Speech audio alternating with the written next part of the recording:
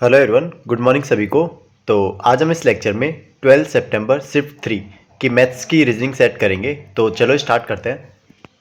तो ये हमारी पहली प्रॉब्लम है, आप अपना टाइम ले सकते हो। तो देखो, इसमें हमें करना क्या है कि जो नेक्स्ट वर्ड आएगा हमारे पास उसको फाइंड आउट करना है। तो यहाँ पर देखो एक पैटर्न बनाते हैं। तो फर्स्ट वाला लेटर उठाते हैं। तो यहाँ पर मेरा ए है, यहाँ से क्या बन रहा है ई, मतलब हमने कितना ऐड कर दिया, 4। नेक्स्ट वाले में देखो ई से हमने क्या बनाया, आई, इसमें भी हमने 4 ऐड कर दिया क्योंकि हमने 5 से 9 बनाया ना। उसके बाद में देखो 9 से हमने कितना बनाया, 13, मतलब एम, तो फिर 4 ऐड कर दिया। अब जो नेक्स्ट टर्म आएगी उसमें हम क्या करेंगे, 4 ऐड करेंगे, मतलब 13 + 4 कितना हुआ, 17। तो ये होगा क्यू। नेक्स्ट वाला देखो ई से हमने क्या बनाया, आई, फिर 4 ऐड किया। फिर आई से हमने क्या बनाया, एम, फिर 4 ऐड किया। एम से हमने क्या बनाया, क्यू, फिर 4 ऐड किया। अब क्यू से हम क्या बनाएंगे, नेक्स्ट टर्म बनाएंगे, वो कितना होगा, क्यू में हम 4 ऐड कर देंगे, मतलब 21। तो 21 क्या होगा, यू। तो क्यू यू से स्टार्ट होने वाला कोई है, हाँ, एक ही ऑप्शन है, तो हमारा होगा ऑप्शन ए। तो ये होगा क्यू यू वाई। तो ये ऑप्शन हमारा राइट होगा। नेक्स्ट पे चलते हैं, आप अपना टाइम ले सकते हो। यहाँ पर देखो इसमें भी हमें क्या करना है, नेक्स्ट टर्म फाइंड आउट करनी है। तो पैटर्न बनाते हैं। तो ए से हमने क्या किया, ई बनाया। तो यहाँ पर हमने कितना ऐड किया, 4। फिर ई से आई बनाया, आई से एम बनाया, एम से अब क्या बनाएंगे, क्यू। वही पहले वाला पैटर्न हमारा, क्यू आया। उसके बाद में देखो सी से हम क्या बना रहे हैं, आई। अब यहाँ पर देखो सी से मतलब 3 से 9 बना रहा हूँ, तो हमने क्या ऐड किया, हमने यहाँ पर ऐड किया 6। नेक्स्ट वाले में देखो 9 से मैं क्या बनाऊंगा, 15। तो इसमें भी कितने ऐड किया हमने, 6। 15 से कितना बनाऊंगा, 21, इसमें भी 6 ऐड किया। अब नेक्स्ट वाला जो टर्म आएगा उसमें कितना ऐड होगा, 6। तो 21 + 6 मतलब 27। 27 का क्या आएगा, ए। लास्ट वाला देखते हैं, 5। 5 से हमने क्या बनाया, एम, मतलब 5 में क्या ऐड करूँ कि मेरा एम बन जाए। तो ये होगा मेरा 8। तो 8 ऐड किया यहाँ पर। फिर 13 से हमने क्या बनाया, 21, मतलब 13 + 8, 8 ऐड करूँगा तो 21 आया। फिर 21 में 8 ऐड करूँगा तो सी आया। अब सी में मैं 8 ऐड करूँगा तो फिर कितना आएगा, तो 3 + 8 11। तो 11 मतलब के। तो क्यू ए के मेरा आंसर होगा इस केस में। तो ऑप्शन सी इस केस में मेरा राइट आंसर होगा। प्रॉब्लम नंबर 3 देखते हैं। तो अपना टाइम ले सकते हो। तो इसमें हमें बताना है कि वोट कम नेक्स्ट। तो 12 से 30, तो हमने कितना यहाँ पर ऐड किया। तो यहाँ पर डिफरेंस निकालेंगे तो यहाँ कितना आएगा, ये आएगा 18। 30 से 56 के अंदर देखूंगा तो ये कितना डिफरेंस आएगा, 26। 56 से मैं 90 में देखूंगा तो ये कितना डिफरेंस आएगा, तो देखो यहाँ आया 4 एंड यहाँ आया 3, 34। इसके बाद में 90 से मैं 132 देखूंगा तो डिफरेंस कितना आया, तो ये आएगा 42। तो देखो यहाँ पर जो डिफरेंस की सीरीज है वो कितनी हुई मेरी, 18, 26, 34 एंड 42। अब इसमें देखो पैटर्न ढूंढने का हम ट्राई करते हैं। तो यहाँ पर देखो 18 से मैं 26 बनाऊंगा तो 8 ऐड करना पड़ेगा। फिर 26 से मैं 34 बनाऊंगा तो फिर 8 ऐड करना पड़ेगा। फिर 34 से 42 बनाऊंगा फिर 8 ऐड करना पड़ेगा। मतलब हम क्या कर रहे हैं, डिफरेंस के अंदर 8 8 ऐड करते जा रहे हैं। तो अब 8 ऐड करूंगा तो ये कितना होगा, 50। तो मतलब नेक्स्ट वाली टर्म क्या होगी, तो होगी 132 प्लस में 50, तो 182। तो ऑप्शन ए इस केस में मेरा राइट आंसर होगा, ऑप्शन ए। यहाँ पर भी हमें नेक्स्ट टर्म बतानी है, तो आप अपना टाइम ले सकते हो। तो चलो इस पैटर्न को देखते हैं। तो यहाँ पर देखो थोड़ा सा मैं इसको ध्यान से देखूंगा ना, तो ये जो मेरा 2 बना है ये कैसे बना है, ये जो पिछली वाली टर्म है ना उसका स्क्वायर करके 1 ऐड करके। अब यहाँ पर 5 देखते हैं कैसे बना है। तो ये जो पिछली वाली टर्म है ना इसका स्क्वायर करके 1 ऐड करके, ये जो पिछली वाली टर्म है उसका स्क्वायर करके 1 ऐड करके, ऐसे ही 26 का स्क्वायर करके 1 ऐड करके 6 7 7 आएगा। अब जो नेक्स्ट टर्म आएगी ना मेरी वो कैसे आएगी, वो आएगी 6 7 7 का स्क्वायर करके 1 ऐड करके। तो बस हमें 6 7 7 का स्क्वायर यहाँ पर फाइंड आउट करना है। तो करते हैं, 7 7 49, 4, 49 और 5 53, 5, 7 6 42, 42 और 5 47, इंटू में फिर यही आएगा 9374 इंटू इंटू 6 7 42, 4 आया, 6 7 42 और 4 46, 4 आया, 36 और 4 40। तो ये वैल्यू कितनी आएगी, 9 2 1 आया मेरा, 7 और 3 10 रे 11 12 13 13 1 आया, 7 और 4 11 12 12 और 6 18 1 आया, 5 4। अब इसमें एक भी ऐड करना पड़ेगा हमें, तो ये वैल्यू होगी 0 3 3 8 5 4। तो 45,000 नहीं, 4,58,330। तो 4,58,330 मतलब ऑप्शन ए मेरा यहाँ पर राइट आंसर होगा। आप अपना टाइम ले सकते हो। तो यहाँ पर देखो इसके अंदर हमें नेक्स्ट टर्म बतानी है यहाँ पर, तो वो कैसे फाइंड आउट करेंगे। तो मैं क्या करता हूँ, इनका डिफरेंस लेने का ट्राई करता हूँ। तो डिफरेंस लूँगा तो यहाँ कितना है 3, यहाँ डिफरेंस लूँगा तो कितना है 5, यहाँ डिफरेंस लूँगा तो यहाँ कितना है 7। तो देखो 3, 5, 7, यहाँ पर दो सीरीज़ बन सकती है, या तो प्राइम नंबर की सीरीज़ हो या फिर ओड नंबर की सीरीज़ हो। अगर मैं प्राइम नंबर की सीरीज़ लेता हूँ यहाँ पर, तो नेक्स्ट टर्म कितना आएगा मेरा 11, मतलब 17 में मैं 11 ऐड करूँगा तो कितना है मेरा 28। बट ये 28 को ऑप्शन के अंदर देखूंगा तो नहीं है, तो इसका मतलब ये मेरी प्राइम नंबर की सीरीज़ नहीं है। तो नेक्स्ट टर्म में क्या आएगा मेरा 9, मतलब ओड वाली टर्म। तो 17 प्लस में 9, ये हुआ मेरा 26। तो हाँ ये प्रेजेंट ऑप्शन के अंदर, तो ऑप्शन ए इस केस में मेरा राइट आंसर होगा 26। अब यहाँ पर देखो स्टेटमेंट एंड एजम्पशंस की एक प्रॉब्लम गिवन है, तो आप अपना टाइम ले सकते हो। तो चलो स्टार्ट करते हैं। तो देखो स्टेटमेंट क्या गिवन है, while the world is moving towards automation it is essential to ensure that ethical frameworks evolve alongside technological advancements to prevent misuse. ये बोल क्या रहा है कि ऑटोमेशन की तरफ हम वर्ल्ड तो जा तो रहा है, लेकिन हमें कुछ चीज़ें ध्यान में रखनी होती है। वो क्या ध्यान में रखनी है कि इथिकल फ्रेमवर्क है ना, वो उसके साथ इवोल्व हो पैरेलली, किसके साथ, टेक्नोलॉजिकल एडवांसमेंट की तरफ। मतलब जैसे जैसे हमारा टेक्नोलॉजिकल एडवांसमेंट बढ़ेगा ना, हमें इथिकल चीज़ें भी उसके साथ ग्रो करनी है। किस लिए, मिसयूज प्रिवेंट करने के लिए। तो ये स्टेटमेंट हमारा। तो अब इसके एजम्पशंस पढ़ते हैं। तो automation can lead to ethical dilemma. इसमें क्या बोल रहा है कि जो ऑटोमेशन है ना, वो इथिकल डिलेमा के अंदर लीड कर सकते हैं। हाँ इस स्टेटमेंट का तो यही तो मतलब है, इसीलिए तो हम इथिकल फ्रेमवर्क को साथ साथ उसके पैरेलली ग्रो करवाना चाह रहे हैं, क्योंकि हम मिसयूज से प्रिवेंट हो सकें। क्योंकि टेक्नोलॉजिकल एडवांसमेंट्स है ना, वो हमारा डिलेमा की तरफ जा सकता है, मतलब मिसयूज की तरफ जा सकता है। तो उसी को हम बचाने के लिए क्या कर रहे हैं, इथिकल फ्रेमवर्क को पैरेलली ग्रो कर रहे हैं। तो यहाँ पर देखो कभी कभी ये जो कैन, कुड, ये वाले कीवर्ड्स आ जाते हैं ना, वो जनरली ट्रू होते हैं, क्योंकि ये पॉसिबिलिटी को दिखाते हैं। तो यहाँ पर ऑटोमेशन इथिकल डिलेमा कोज कर सकता है। तो ऑप्शन ए मेरा यहाँ पर करेक्ट होगा। सेकंड वाला देखते हैं, ethical frameworks must be updated to keep pace with technological advances. तो हाँ ये जो स्टेटमेंट गिवन है, इसका मतलब यही तो है कि इथिकल फ्रेमवर्क्स को हमें अपडेटेड रखना है। कहाँ तक, टेक्नोलॉजिकल एडवांसमेंट के पैरेलली। मतलब पेस का मतलब क्या होता है, ये स्पीड को डिनोट करता है, गति को डिनोट करता है, कि टेक्नोलॉजिकल एडवांसमेंट जैसे जैसे बढ़ेंगे ना, वैसे ही हमें इथिकल फ्रेमवर्क्स को भी उनके पैरेलली बढ़ाना है। तो ये ठीक है। Automation will eventually replace human labour in all sectors. ये तो गलत होगा। क्यों, देखो इसमें ऊपर वाली स्टेटमेंट में ये कहीं बात हुई है कि लेबर को रिप्लेस कर देगा या फिर नहीं करेगा, ऐसा कुछ नहीं है। तो मतलब ये गलत होगा। तो हमारा फर्स्ट एंड सेकंड यहाँ पर ट्रू होगा। तो ऑप्शन ए मेरा यहाँ पर राइट आंसर होगा। Only first and second are implicit.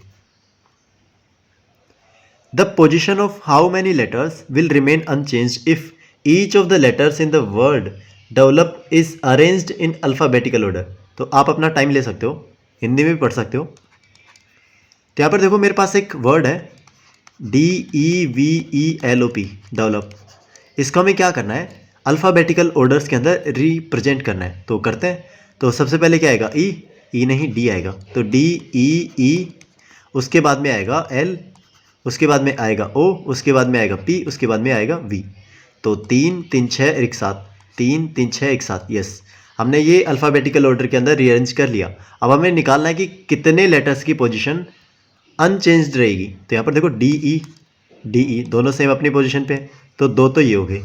उसके बाद में कंपेयर करो यहाँ पर, बस और कुछ अपने ओरिजिनल पोजीशन पे नहीं है, तो इसका मतलब 2 ही हमारा आंसर होगा। तो ऑप्शन ए यहाँ पर राइट आंसर होगा। Identify the similar addresses. यहाँ पर एड्रेस गिवन हमें, एंड हमें सिमिलर एड्रेस यहाँ पर फाइंड आउट करना है। तो आप अपना टाइम ले सकते हो। चलो देखते हैं इसे करेंगे कैसे। तो हम क्या करेंगे, सबसे पहले चारों ऑप्शन के अंदर कंपैरिजन स्टार्ट करना करेंगे। तो यहाँ पर देखो नंबर 45 स्लैश फर्स्ट। अब यहाँ पर ओरिजिनल वाले के अंदर देखेंगे तो /1 कुछ नहीं है, तो इसका मतलब ये गलत हो जाएगा।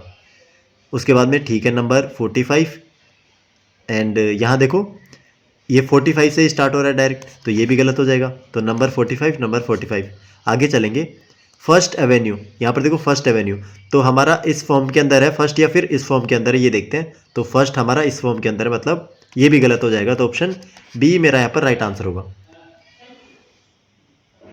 तो 9th प्रॉब्लम है, इसमें देखो हमें करना है क्या है, ये जो वर्ड गिवन है इसके लेटर्स को यूज़ करके नीचे वर्ड्स बनाने हैं। तो इसमें से कौन सा मेरा नहीं बन सकता वो हमें फाइंड आउट करना है। तो आप अपना टाइम ले सकते हो। तो चलो स्टार्ट करते हैं। तो यहाँ पर देखो सबसे पहले कैंसिल को चेक करते हैं कि ये बन सकता है या नहीं।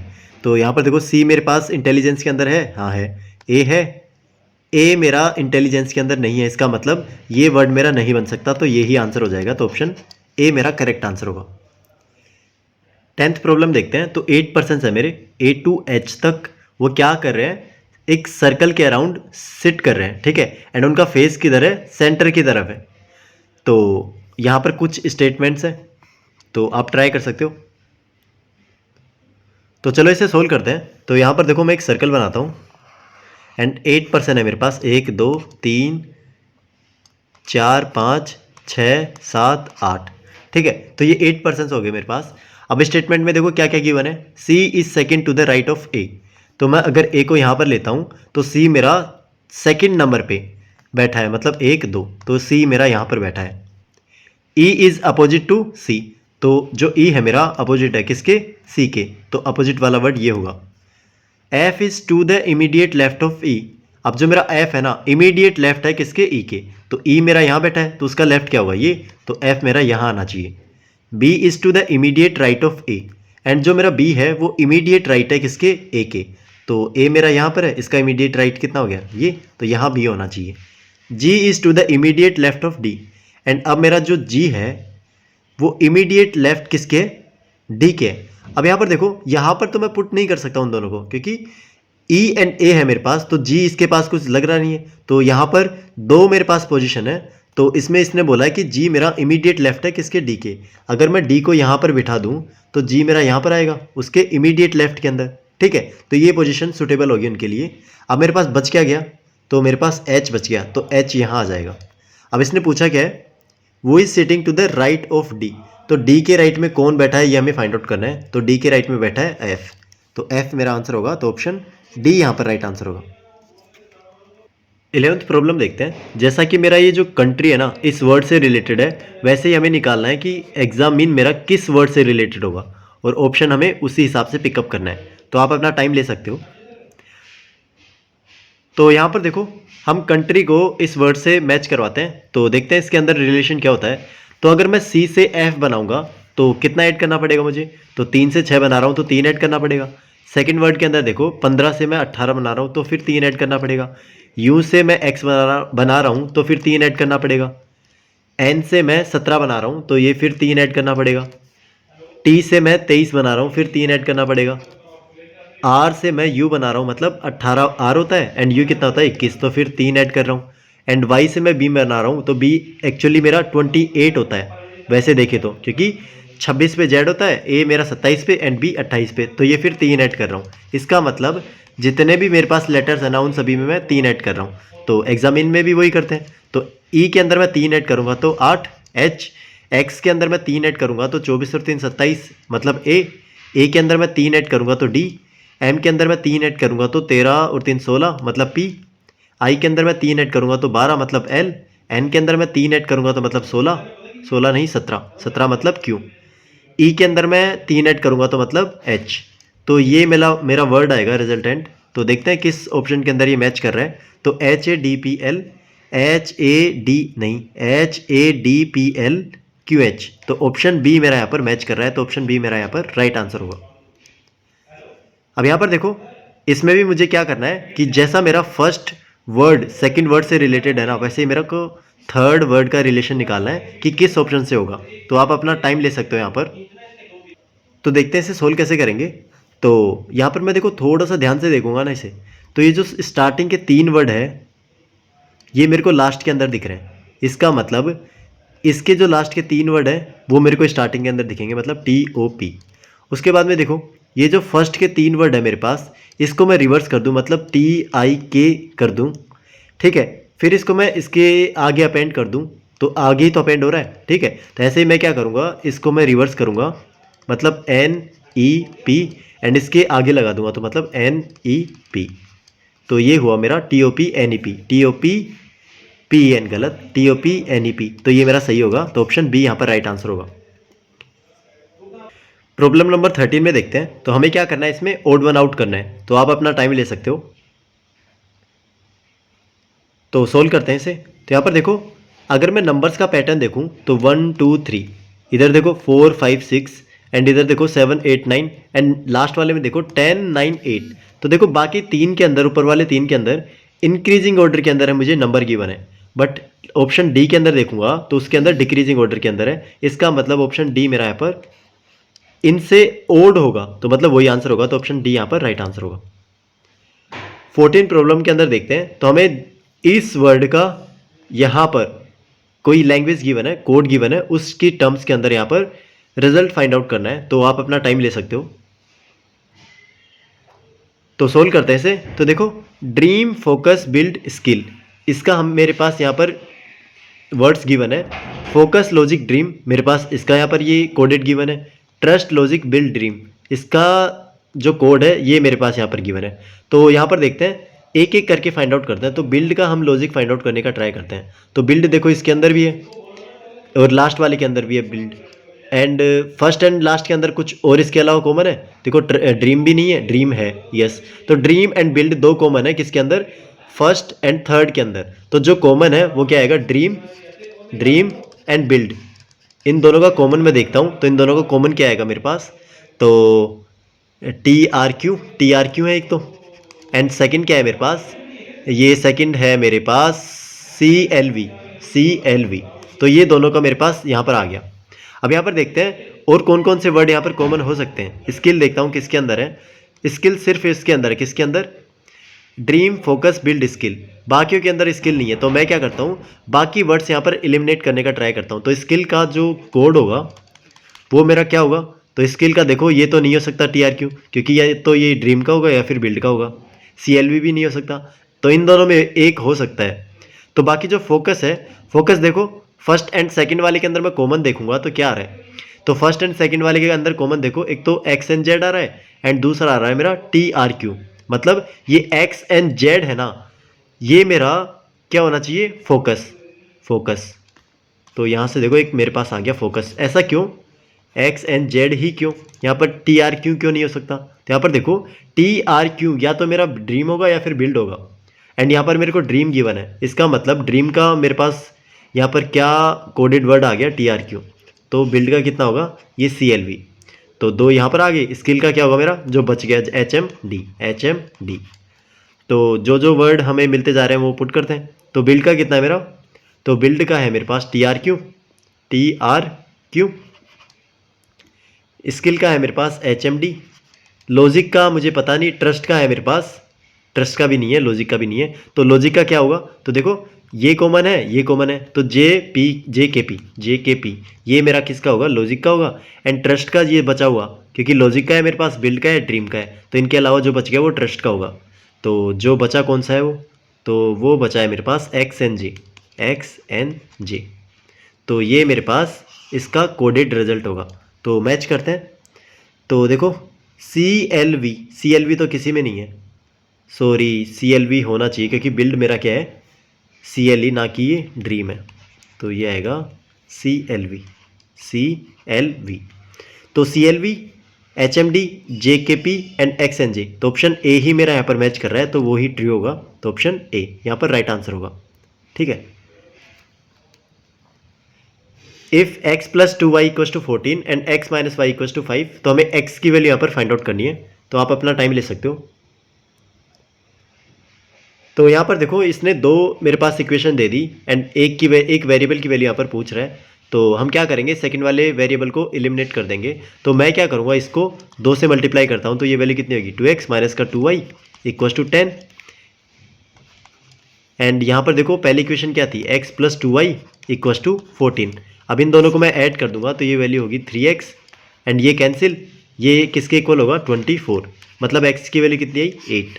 तो ऑप्शन सी इस केस में मेरा राइट आंसर होगा, ऑप्शन सी। प्रॉब्लम नंबर 16 देखते हैं, तो आप इसे एक बार ट्राई कर सकते हो। तो चलो इसे सोल्व करते हैं। तो हमारा देखो, जैसा मैं 6 एंड 2 से लॉजिक लगा के 20 बना सकता हूँ ना, वैसे ही 4 एंड 3 से लॉजिक लगा के 19 बना सकता हूँ। वैसे ही मुझे यहाँ पर बताना है कि 5 एंड 2 का लॉजिक लगा के मैं यहाँ पर किस ऑप्शन को चूज़ कर सकता हूँ। तो चलो देखते हैं इसे।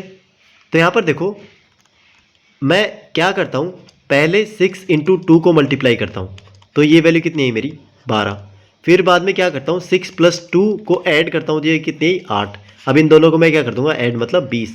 तो ये वाला मैंने लॉजिक लगाया है एंड 20 मेरा आ गया। अब मैं वेरीफाई कर लेता हूँ कि ये इसके अंदर भी ये काम कर रही है या नहीं। तो मैं क्या करूँगा, 4 एंड 3 को मल्टीप्लाई करूँगा, तो ये है 12 एंड उसके बाद में 4 प्लस 3 को ऐड करूँगा, तो यह है 7। तो ये आया मेरा 19। इसका मतलब ये लॉजिक मेरा काम कर रहा है। तो इसको फाइंड आउट कर लेते हैं। तो 5 इंटू 2 मतलब 10 एंड 5 प्लस 2 मतलब 7, तो ये हुआ 17। तो ऑप्शन बी इस केस से मेरा राइट आंसर होगा, option B. If save is coded as *3 has 5 and VAC coded as has 3 *5, तो हमें निकालना है EVAS का कोड यहाँ पर क्या होगा। आप अपना टाइम ले सकते हो। तो चलो करते हैं इसे। तो देखो, E का कोड मेरे पास क्या है यहाँ पर 5, तो 5 आया। V का कोड कितना है मेरे पास, तो V देखूंगा, तो V मेरे पास क्या है, हैज़, तो ये आया हैज़। A का कोड क्या है मेरे पास, A का कोड है मेरे पास 3, तो ये आया 3। एंड लास्ट बचा मेरा S का कोड क्या है मेरे पास, स्टार, तो ये आया स्टार। तो यहाँ से देखो ऑप्शन डी मेरा राइट आंसर होगा, option D. If the ratio of 2 numbers is 3:5 and the some is 64, find the numbers. तो यहाँ पर देखो मैथमेटिकल एक प्रॉब्लम है, तो ट्राई कर सकते हो। तो यहाँ पर देखो, 2 नंबर्स का रेशियो गिवन है मेरे पास 3:5, तो इनका टोटल कितना होगा, तो 8 यूनिट होगा। तो 8 यूनिट मेरा 64 को रिप्रेजेंट कर रहा है, तो 1 यूनिट की वैल्यू कितनी होगी, 8। तो 8 मेरे को 1 यूनिट की वैल्यू आ गई। तो यहाँ से ये होगा मेरा 24 एंड ये होगा मेरा 40। तो 24 40 मेरा आंसर होगा। तो ऑप्शन ए यहाँ पर राइट आंसर होगा। सेम प्रॉब्लम है, जैसा मेरा 5 3 से रिलेशन बिठा के 28 आ रहा है, ऐसे ही 4 मेरा 2 से रिलेशन बिठा के 18 आ रहा है। तो हमें निकालना है कि 6, वो सेम रिलेशन लगा के 6 और 4 का रिलेशन लगाऊंगा, तो कौन सा मेरा ऑप्शन यहाँ पर ट्रू होगा। तो आप अपना टाइम ले सकते हो। तो यहाँ पर देखो, अब मैं इसमें थोड़ा सा लॉजिक लगाने का ट्राई करता हूँ। 28 में कैसे बना सकता हूँ, अगर इन दोनों को मल्टीप्लाई करूँ तो 15 आया, ऐड करा तो 8 आया, तो 15 और 8 मेरा 28 नहीं होता, ठीक है। बट यहाँ पर देखो, अगर मैं इस 5 का यहाँ पर 5 का स्क्वायर कर दूँ एंड ये जो 3 है इसमें ऐड कर दूँ, तो ये हुआ 25 एंड ये हुआ 3, तो ये हुआ 28। तो 28 आ रहा है। अब इसमें वेरीफाई करते हैं इस लॉजिक को। तो 4 का स्क्वायर प्लस में 2, तो ये देखो 16 प्लस में 2 मतलब 18। यस, ये लॉजिक मेरा इसमें सेट कर रहा है। तो इसका आंसर क्या होगा, तो 6 का स्क्वायर प्लस में 4, ये हुआ 36 प्लस में 4 मतलब 40। तो ऑप्शन ए इस केस में मेरा राइट आंसर होगा, ऑप्शन ए। 20 प्रॉब्लम देखते हैं, तो आप एक बार इसे ट्राई कर सकते हो। Pointing to a girl a man said, she is the daughter of my mother's only son. तो उसने, मैन ने क्या बोला कि ये जो लड़की है ना, is the daughter of my mother's only son. तो मैन की मदर, ठीक है, उसका ओनली सन, तो वो खुद ही आदमी होगा, ठीक है। एंड ये लड़की क्या है, उसकी डॉटर है, तो उसकी डॉटर मतलब ये गर्ल है मेरी। तो ये जो मैन पॉइंटिंग आउट कर रहा है ना, ये इसका फादर है इस लड़की का। तो हमें बताना है कि गर्ल कैसे रिलेटेड हुई उस मैन से, मतलब वो गर्ल क्या है, इसकी डॉटर। तो ऑप्शन ए यहाँ पर राइट आंसर होगा। 21 प्रॉब्लम आप कर सकते हो एक बारी। If P is the maternal uncle of Q, how is Q related to P sister. तो यहाँ पर देखो, P मेरा मैटरनल अंकल है किसका, Q का, तो Q का फादर होगा, ठीक है। तो Q का फादर होगा, उसकी मदर होगी, प्लस माइनस, ठीक है। तो ये क्या है, मैटरनल अंकल है। तो यहाँ पर जो माता का भाई होगा ना, तो माता का भाई मतलब P, तो ये जो P माता का भाई है, तभी तो रिलेशन बनेगा। ये P मैटरनल अंकल होगा किसका, Q का। तो हमें बताना है कि Q is related to P sister. अगर P की सिस्टर होगी कोई, यहाँ पर सिस्टर होगी, मतलब अब हम क्या यहाँ पर सोच रहे हैं कि पी की सिस्टर सिर्फ एक ही है, क्या है, उसकी माता। तो उसकी माता मतलब क्यों कैसे रिलेटेड होगा उसकी सिस्टर से, तो ये होगा उसका बेटा होगा, ठीक है, बेटा मतलब ऑप्शन सी यहाँ पर राइट आंसर होगा, ऑप्शन सी। प्रॉब्लम नंबर 21 देखते हैं। तो इसके अंदर हमें देखो प्लस एंड इंटू को इंटरचेंज करना है एंड 3 एंड 9 को इंटरचेंज करना है। तो हमारा कौन सा ऑप्शन यहाँ पर ट्रू होगा, तो ये हमें फाइंड आउट करना है। तो आप अपना टाइम ले सकते हो यहाँ पर।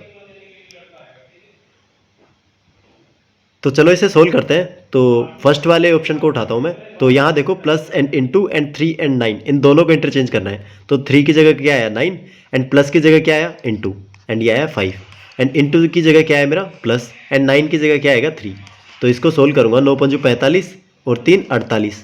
तो यस ये मेरा 48 के इक्वल आ रहा है। तो इसका मतलब ऑप्शन ए ही मेरा ट्रू होगा। यहाँ पर हमें बाकी ऑप्शन को चेक करने की ज़रूरत ही नहीं है।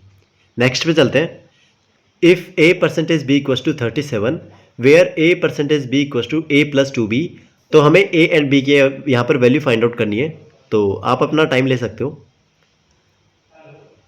तो यहाँ पर देखो गिवन क्या है, a परसेंटेज b की वैल्यू 37। तो इस वैल्यू को मैं यहाँ पर पुट कर सकता हूँ। तो 37 equals to a plus 2b।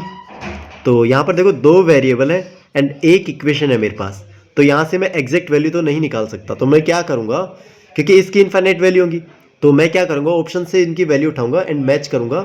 जो वैल्यू यहाँ पर सेटिस्फाई कर जाएगी ना वही हमारा आंसर होगा। तो पहले ऑप्शन को उठाते हैं। तो पहला देखो 25 एंड 5।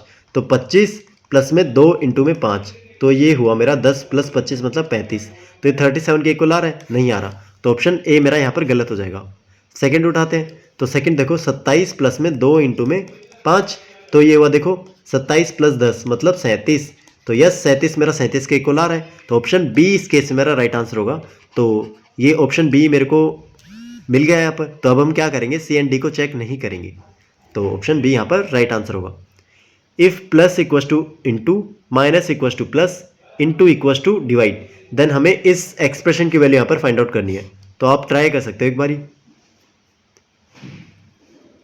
तो चलो सोल्व करते हैं इसे। तो यहाँ पर देखो 10 प्लस की वैल्यू क्या है यहाँ पर इंटू 2, माइनस की वैल्यू क्या है यहाँ पर प्लस 4, इंटू की वैल्यू क्या है डिवाइड बाई 2।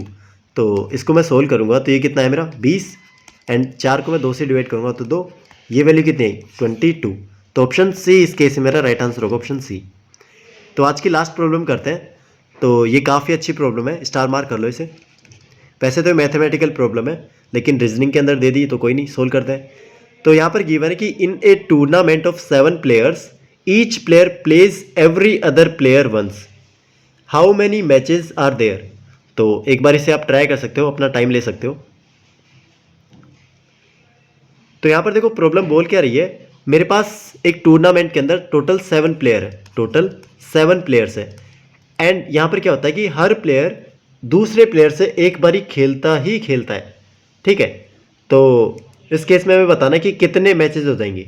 तो यहाँ पर बेसिकली वो कहना क्या चाह रहा है कि हमें 2-2 के कॉम्बिनेशन बनाने हैं एंड 2-2 की कितने कॉम्बिनेशन बन सकते हैं, क्योंकि 2 प्लेयर ही एक गेम को खेल सकते हैं। तो वो 2 प्लेयर हमें किस में सेलेक्ट करने हैं, 7 के अंदर।